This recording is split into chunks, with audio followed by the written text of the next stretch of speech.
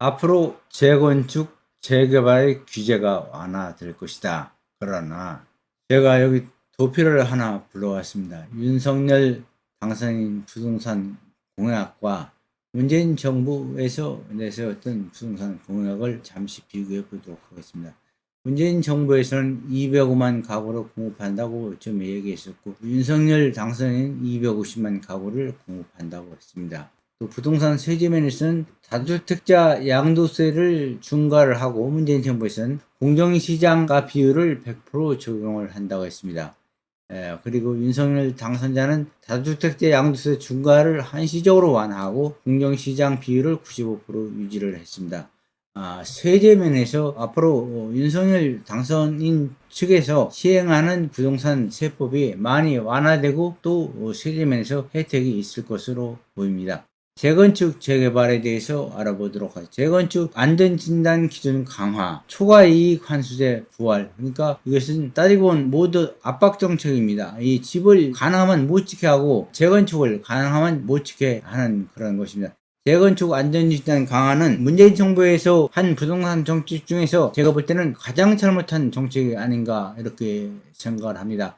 집값을 잡기 위해서는 집이 공급이 많이 돼야 되는데, 어떤 식으로든지 안전진단을 강화를 해서 안전진단 통과하지 않으면 재건축이나 재개발을 할 수가 없으니까 안전진단 강화를 통해서 재개발을 원천적으로 재건축이나 이렇게 막아서 실제 극소수 몇 개의 집 밖에는 질 수가 없었던 그런 사정이었습니다. 그러다 보니 수요는 많고 공급이 모자라다 보니까 집값이 천정부지로 올렸던 것이 아닌가 생각을 합니다. 실제 지난 역사를 돌아보면 박근혜 정부 시절에는 그때 총리가 오히려 빚을 내서 집을 사자, 대출을 대폭 지원해주고 이렇게 했었습니다. 그러나 그때는 오히려 집값이 떨어졌고 집을 사지 않았습니다. 그렇지만 문재인 정부에서는 집을 사지 말라, 온갖 규제를 해서 집을 못 사게 하고 재건축 안전진단을 강화했습니다. 그렇지만 그렇게 이 25회 이상 많은 부동산 정책이 나올 때마다 집값이 오르고 집값이 천정부지로 올랐습니다. 왜 그럴까요?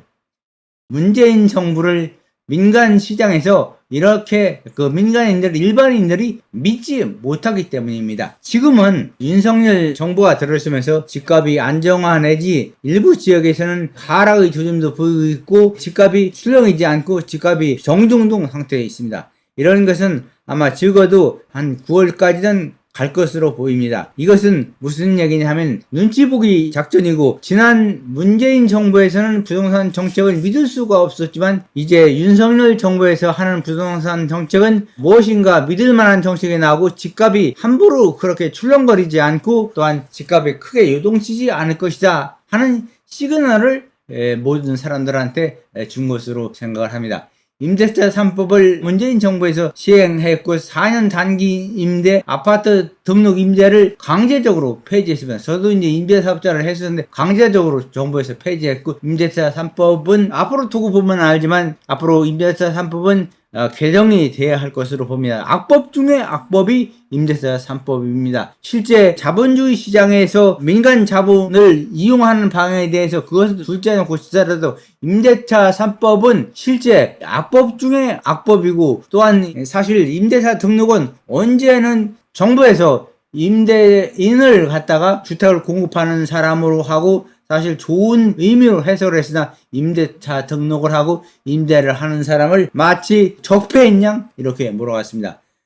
그리고 주택담보대출을 문재인 정부에서는 LTV 40%를 규제하고 15억 이상 초과되는 주택에 대해서는 대출을 금지를 했습니다. 그러나 윤석열 정부에서는 LTV 70%를 단일화할 것으로 보이고, 그리고 250만 호 규제 등에 대해서 몇 가지만 한번 알아보도록, 5년간 250만 호를 공급하고 1기 신도시 재정비 특별법을 제정하고, 그리고 재개발 재건축을 대폭 허용하고 양도세 완화, 재개발 재건축을 허용하게 되면은 이제 집값은 상승을 하게 됩니다. 그러나 정부에서는 그것을 우려해서 지금 조율하고 그것에 대해서 상당히 이제 고민을 할 것으로 보입니다. 그러나 재개발 재건축은 앞으로도 대폭 허용할 것이고 질 수밖에 없습니다. 이것에 대해서 보완 대책이 앞으로 나올 것이고, 양도세는 완화될 것이고, 소득세도 완화될 것이고, 종부세도 완화될 것으로 봅니다. 공시지가 가격도 완화되고, LTV도 완화되고, 용적률도 앞으로 완화될 것으로 보입니다. 층수 제한도 완화될 것이고, 그리고 준공 30년 이상 아파트 안전정밀 진단을 면제한다 했는데 이렇게 될 것으로 보입니다.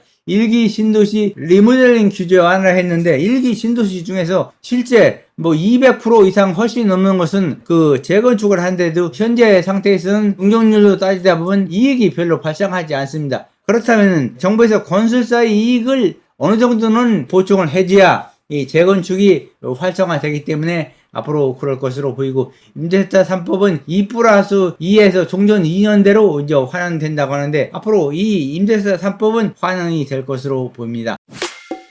윤석열 정부의 부동산 공약을 한번 보도록 하겠습니다. 5년간 250만 호를 공급하면서 공공으로 50만 호, 민간 주도로 200만 호를 하고 1기 신도시 특별법 제정해서 용적률이나 토지 용도 변경을 완화하고 상향하고 재건축 재개발을 대폭 허용하고 양도세를 완화하고 취득세를 완화하고 등 여러가지 이렇게 많은 정책을 내놓고 있습니다.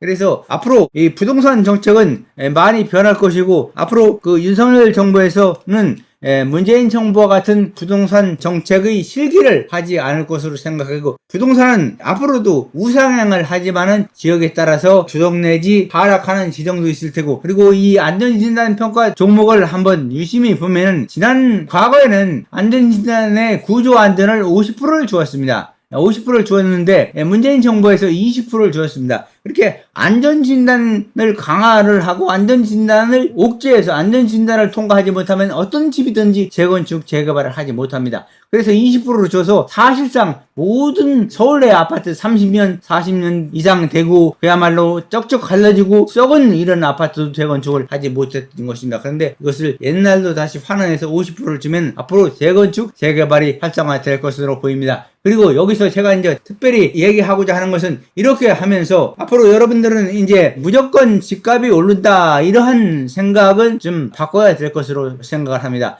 재건축 재개발이 되면 집값은 오르는 것은 확실하지만 이것이 여기 이제 복병이 하나 나올 것으로 저는 생각을. 재건축은 지금에는 조합 설립 인가 후로 의뢰했고, 현행은 재건축 재개발은 했는데 그 앞으로 개선되면은 이게 이제 달라집니다. 재건축은 조합 설립 인가 기준이 안전진단 기준으로 이렇게 여기에서 이렇게 이전으로 옵니다.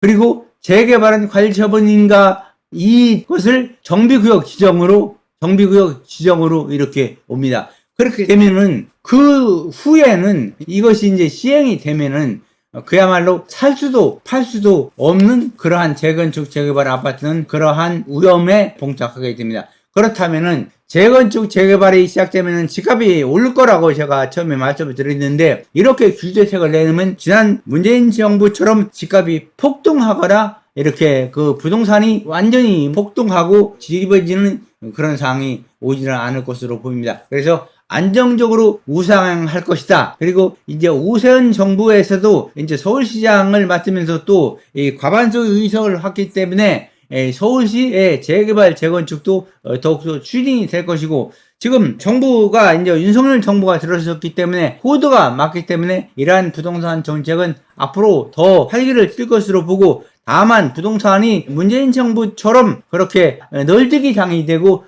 부동산이 그야말로 천정부지로 오르는 것이 아니라 안정적이면서 우상향해를 되고, 주택 공급이 서울 시내에 재개발 재건축이 활성되면서 수요에 비해서 공급도 이렇게 맞춰질 것으로 생각을 합니다. 앞으로 윤석열 정부의 부동산 정책이 성공하길 바라면서 오늘 강의는 이것으로 마치도록 하겠습니다. 감사합니다.